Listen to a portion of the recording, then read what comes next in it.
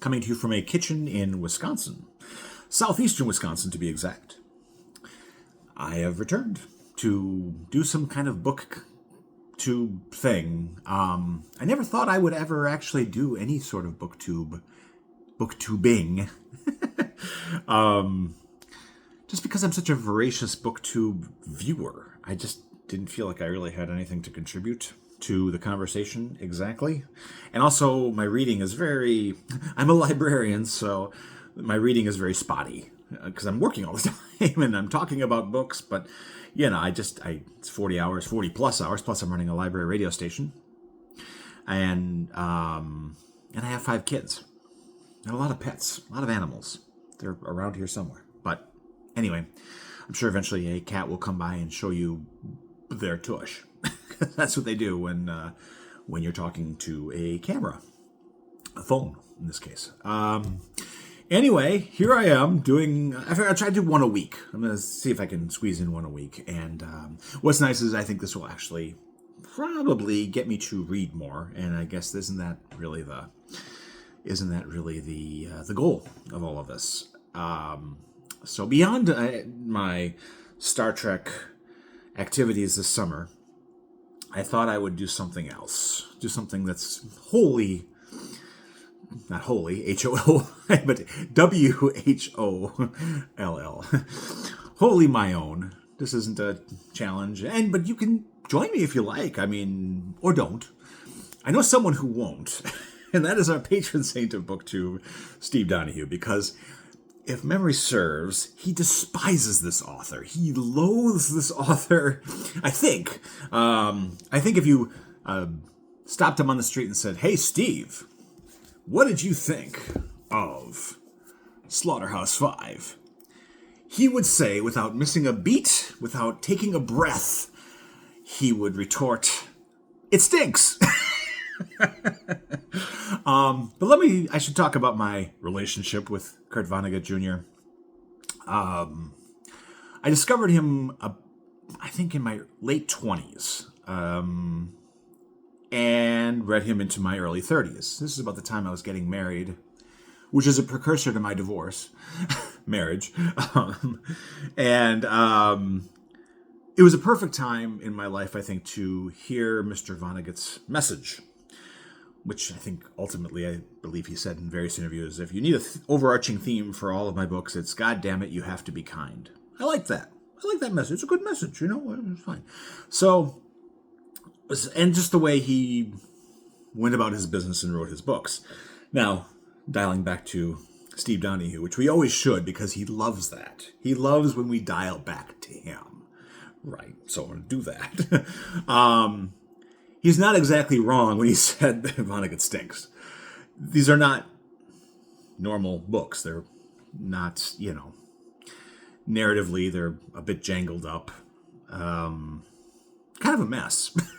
Even his best book, which arguably the one that they teach in high school, I think a lot of high schoolers get Slaughterhouse-5 rammed down their throats at some point. At least 2 of my 5 kids did in high school. So, but I read everything in the late, I suppose it would have been the late 90s, early 2000s. I read everything in order. I went from Player Piano all the way to Timequake, which is the entirety. And by and large, I loved it all. There were books, there were lesser books. There were books that were, that were objectively and subjectively bad. Like this one. Remember this one, Slapstick. I don't remember this being a very good book, but I still liked it because it was just sort of like the same reason I suppose somebody watches Star Trek. There's good and bad Star Trek, or Star Wars. There's good and bad material in those franchises, but you watch it anyway because it's like hanging out with friends. And sometimes your friends disappoint you. So, yeah. But what I was hoping to do, I guess, is... So I haven't read this stuff since my 30s, my early 30s, and now I'm 53. And I'm wondering if this will still land. I may actually agree with Steve and say, wow, this stinks. Or maybe I'll love it even more. I don't know. I have the bulk of Vonnegut's material on really bad, trashy paperbacks, as you saw from this faded trash copy of Slaughterhouse-5. That seems to be a running theme with me. I don't own a lot of books. Most of my collecting goes to Blu-rays. I'm a big classic cinema collector, and that's what I do. And I only allow myself one collection because next thing you know, the sheriff's department shows up at your door and says, "We heard there's a hoarding situation going on here, and we'd like to check it out." I don't want to be in that category. I don't want to make the newspaper's daily log, okay? But I do have some books, because that's just how it goes. In my just being at the library, you see something and you for 25 cents, and you say, pluck. So I have not the entirety of Vonnegut's, oeuvre, but I have a lot. And they're all in really bad paperbacks, kept in the same sunroom as my Star Trek paperbacks. Maybe I should stop keeping my paperbacks in a sunroom. What do you think? A sunroom that occasionally is leaky. We get, glass sunrooms tend to leak. So mine does anyway. I don't know if yours does. If it does, fix it. I probably won't fix mine, but you should fix yours. So I have some, and they're really in bad shape. Somebody may actually have like black mold. I have no idea. They've not been in the most ideal storage situations. Not a humidor. But I have some here. I'm missing some. Actually, I know I had more, but anyway, here's an old copy of The Sirens of Titan, and which I love. This one I remember. This was the book that really swayed me. I remember Player Piano. I read it and I thought, it's fine. It's kind of very dated and a little flat. But I don't think Vonnegut had really found his voice at that point. He certainly was not terribly humorous. But this one I remember landed for me quite a bit, and I was quite enamored with that one. Again, here's my trashed Slaughterhouse-5 with a faded spine, slapstick like I showed you, which they made into a really horrendous movie with Jerry Lewis and Madeline Kahn. Awful, unwatchable. I own it, of course. Never mind. And then here's a really trashed, faded version of Breakfast of Champions, which is quite an insane book. A lot of illustrations that are completely unnecessary. I'm really doing a good job of selling up Kurt Vonnegut, aren't I? I remember this one I enjoyed it at the time because it seemed really chaotic and rebellious, and now I'll probably just find it insufferable. I don't know.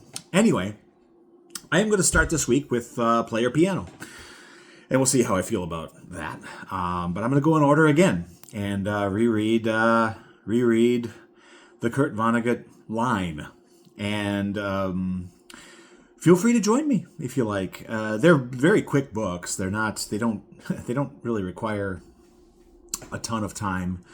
But this will be my march up to the Star Trek thing in June. And I have one other, I don't want to call it a read along because I'm really not requesting that any of you read along with me. But if you do accidentally read along with me, well, that's lovely, and you're all invited, of course. So yeah, I'm gonna do this, and we'll see how I feel about it. I'll probably, if you go to, with Vonnegut, I'll probably do a video for every 100 pages. So feel free to jump in at that point. I don't know what the frequency will be. Maybe it'll just be a once a week type of thing throughout the summer, or if I'm really uber inspired, I will, it'll be with more frequency. But anyway, it could be fun. Or it could be horrible. But it's still, both are fine. They're both a reaction. So if you get a reaction, that's great. And I'll find my other copies I've got, and obviously at my library, I've got all of his books are available to me in my library system. So we'll go that route, and should be interesting. Come on along for the ride. It's the great Kurt Vonnegut Jr. read through. From now until the end of time. If the books are really bad, may the end of time come faster than we possibly could imagine. I'll talk to you soon. Thanks, everybody. Bye-bye. Oh, I got to push a button here to make you all go away now. Here we go. There's the button.